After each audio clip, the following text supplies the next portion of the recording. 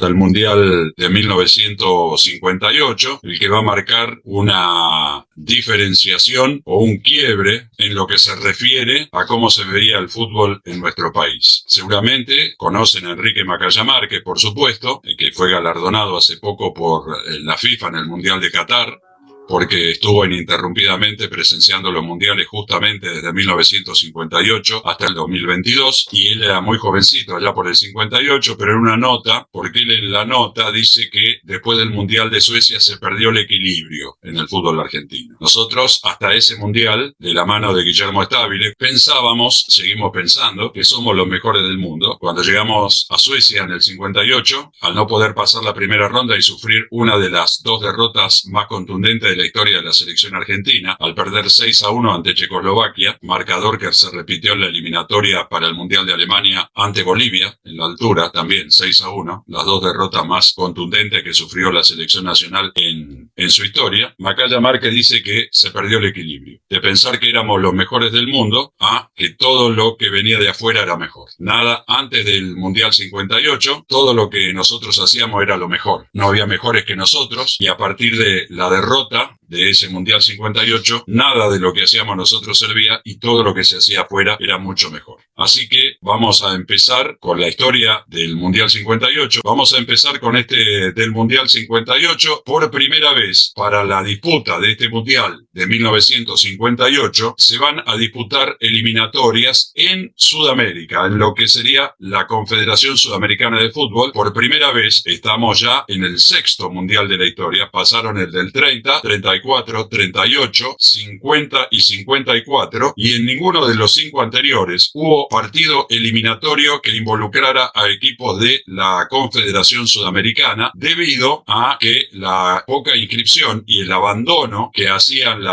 los equipos antes de presentarse en la eliminatoria posibilitaba la clasificación de los equipos que concurrieron a esos mundiales sin necesidad de jugar partido eliminatorio. Por primera vez hay eliminatorias en Sudamérica. Argentina debuta en las eliminatorias sudamericanas ante Bolivia en La Paz y pierde. Ese equipo que también era dirigido por Guillermo Stabile, que venía de ganar el campeonato sudamericano de 1957, en ese equipo donde estaban Humberto Maschio, Antonio Angelillo y Enrique Omar Sívori, y los tres fueron vendidos, apenas volvieron de Lima, a Europa. La Argentina juega la eliminatoria sin la participación, por supuesto, de estos tres jugadores, y igual se clasifica, porque la diferencia, pues Argentina gana los 2 partidos a Chile y le gana a Bolivia, así que con esos 6 puntos sobre 8 posibles alcanza la clasificación al Mundial de Suecia. Mundial de Suecia al que no concurre Uruguay porque queda eliminado por Paraguay, con el equipo paraguayo cuya base ya había ganado uno de los campeonatos sudamericanos allá por 1953. 4 en Europa, 58, se suponía, se tenía que jugar en América, pero Argentina ya había cambiado el gobierno. Después del Mundial 54, en 1955, se produce la Revolución Libertadora que saca a Perón del poder, y por supuesto ese gobierno de facto estaba más preocupado por borrar de la historia la memoria de Perón que de ocuparse del Mundial de Fútbol, pero sí seguía manteniendo, por ejemplo,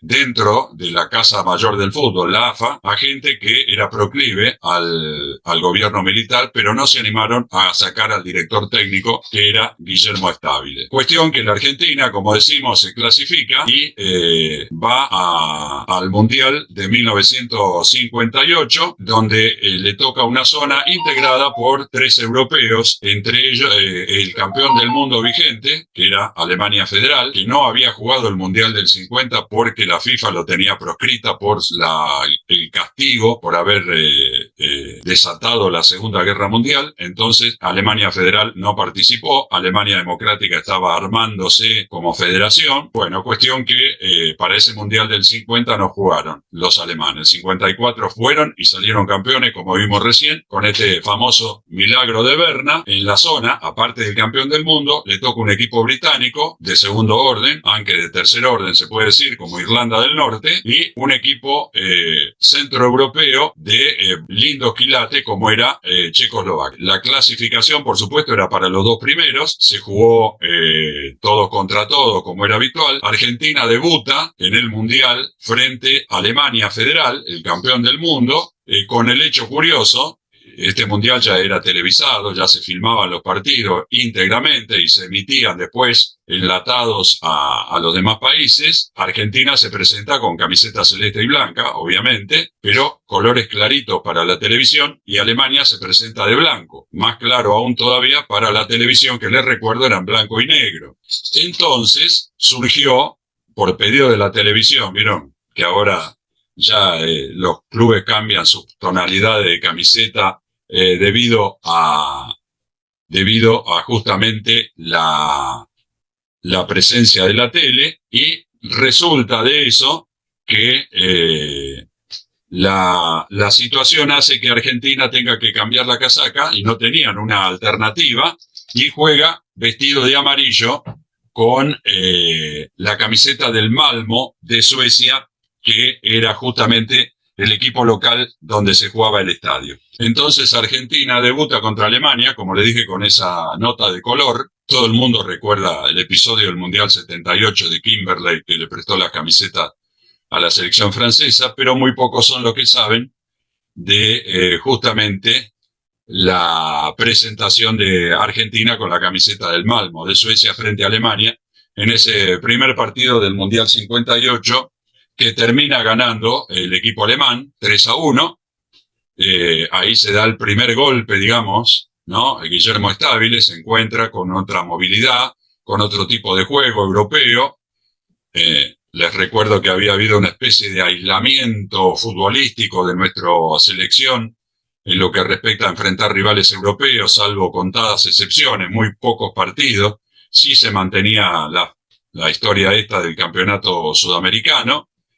Y en el segundo enfrentamiento del grupo, Argentina le gana a Irlanda del Norte, que en la primera fecha le había ganado a Checoslovaquia. Entonces llega el partido decisivo frente a Checoslovaquia, justamente. Y cuando se disputaba la segunda fecha, que no se disputó el mismo día, o sea, cuando Argentina jugó con Irlanda del Norte, no se jugó el mismo día que Alemania-Checoslovaquia, que correspondía a esa misma segunda fecha. Entonces se le sugirió, de parte de los dirigentes, a Guillermo Stabile, la posibilidad de ir a observar a Checoslovaquia, que era el rival que después definitivamente iba a decidir la clasificación o no a la otra zona, porque se descontaba el triunfo de Alemania ante Irlanda del Norte en la última fecha. Y ahí Guillermo Stabile comete un pecado de soberbia, utiliza un principio matemático, el carácter transitivo, ¿no?, de la matemática, que dice, por ejemplo, si A es mayor que B y B es mayor que C, A definitivamente es mayor que C. Entonces, cambiando las letras por los nombres de los equipos, Guillermo Stabile dijo, si nosotros le ganamos a Irlanda del Norte e Irlanda del Norte le ganó a Checoslovaquia, nosotros a Checoslovaquia le tenemos que ganar. La cosa fue que Argentina en la última fecha tropieza con Checoslovaquia, y no solo tropieza, sino que es goleado 6-1, un equipo que no quiso llevar a sus estrellas jóvenes, Macchio, Angelillo, Sívori y algún otro que prometía, y sí va Ángel Labruna con casi 40 años cumplidos, Néstor Rossi con 30 y pico, a enfrentar un fútbol de alta velocidad por la preparación física que tenían los europeos, que acá no se le daba absolutamente nada de importancia a la preparación física, que en el Mundial del 58 la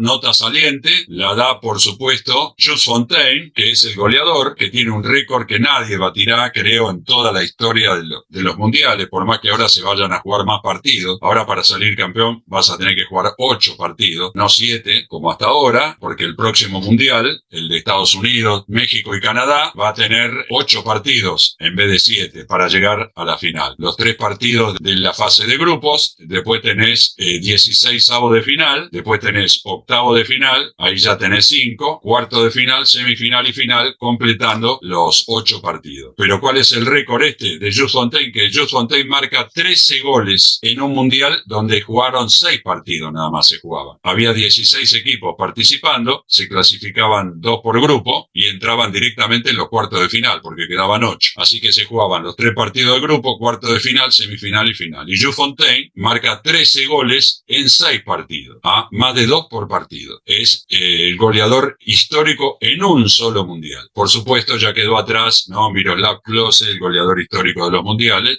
Fue el primero que lo supera a Jules Fontaine, es Gerd Müller, que conquista 14 entre el 70 y el 74, y después va siendo superado por el Ronaldo, y después al Ronaldo lo supera Miroslav Klose. Pero esta marca de Jules Fontaine de 13 goles en un partido va a quedar, creo que para siempre. Y la otra historia de este Mundial de Suecia es la presentación de Brasil, que sí lleva 2 o 3 juveniles. Uno de ellos, Pelé, Edson Arantes de Nascimento, Pelé, y el otro es Manuel dos Santos, Garrincha, a quien en los estudios previos la selección brasileña realiza estudios psicológicos sobre los jugadores, un test psicológico en aquella época que se empezaba a hablar de la psicología en el fútbol, y fíjense que todavía muchos directores técnicos veteranos que ya prácticamente no dirigen y que decían el famoso "el psicólogo soy yo", el asunto es que a Garrincha se lo cataloga como se lo podía catalogar en diversos estadios en aquella época, estamos hablando hace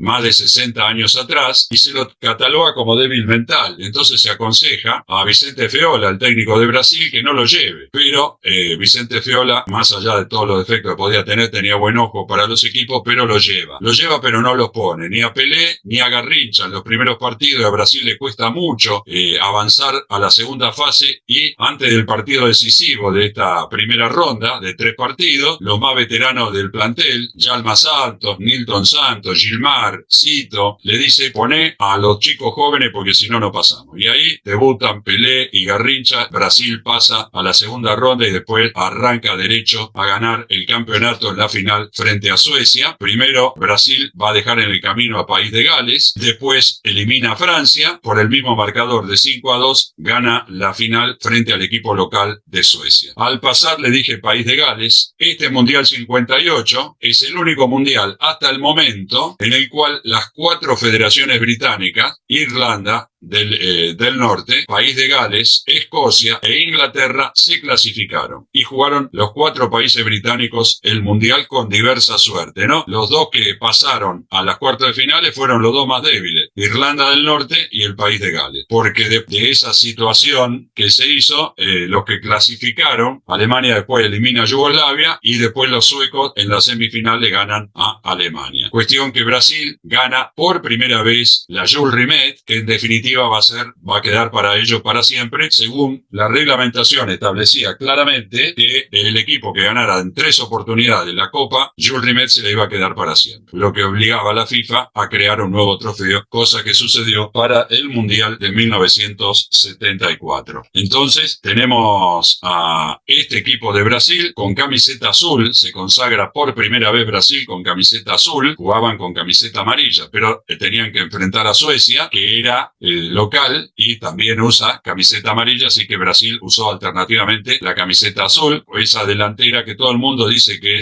fue la mejor de la historia: Garrincha, Didi, Pelé, Babá y Zagallo, el Lobo Zagallo. Con Pelé en el campo, Brasil gana todos los partidos. ¿Por qué? Porque Pelé no jugó todos los partidos. Y esos fueron los que tuvo dificultad para imponerse, tuvo empates, y ahí forzó la presencia de Pelé y de Garrincha en el primer equipo. Con respecto a Garrincha, hay una anécdota que lo pinta de cuerpo entero el corto pensamiento de inteligencia que tenía Garrincha, que fue un excelentísimo jugador y que fue lo que lo llevó a los profesionales que hicieron el test de catalogarlo como se catalogaba en aquella época, no despectivamente, sino que era la forma de catalogar como débil mental, porque justamente en esos últimos años de la década del 50 se descubre el transistor y las radios, que eran aparatos gigantescos, pasan a ser portátiles y aparece la radio a transistores. Por supuesto, en Europa eso ya existía, era toda una novedad para la gente americana, y Garrincha, en uno de los paseos que hacen los jugadores, va y compra una radio a transistores y vuelve a la concentración contento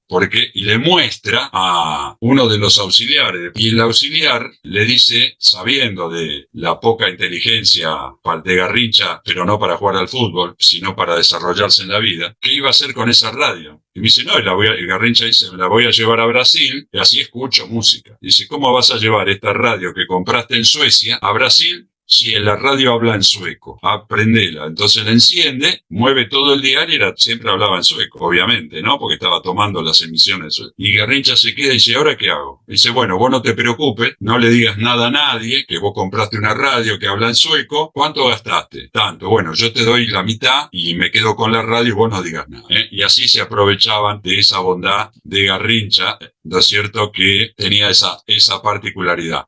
Si vamos para atrás, justamente, dicen que el que se aprovechó de esto fue Américo, ¿no? Que era uno de los auxiliares, preparador físico, aguatero, ayudante, etcétera. Garrincha, que termina pobre, como un signo del destino, fue uno de los futbolistas más queridos, por supuesto, por el pueblo, pero el pueblo le dio la espalda, entre comillas, cuando dejó a su esposa por la cantante Elsa Soares, que fue un matrimonio así tipo de la farándula, alguien de la farándula con un futbolista, cosa que ahora es de lo más común, pero después muere en la indigencia, como decíamos, pero su entierro fue uno de los más grandes de la historia del Brasil, ¿no? No comparable con el de Pelé ni nada por el estilo, pero para lo que era la época también.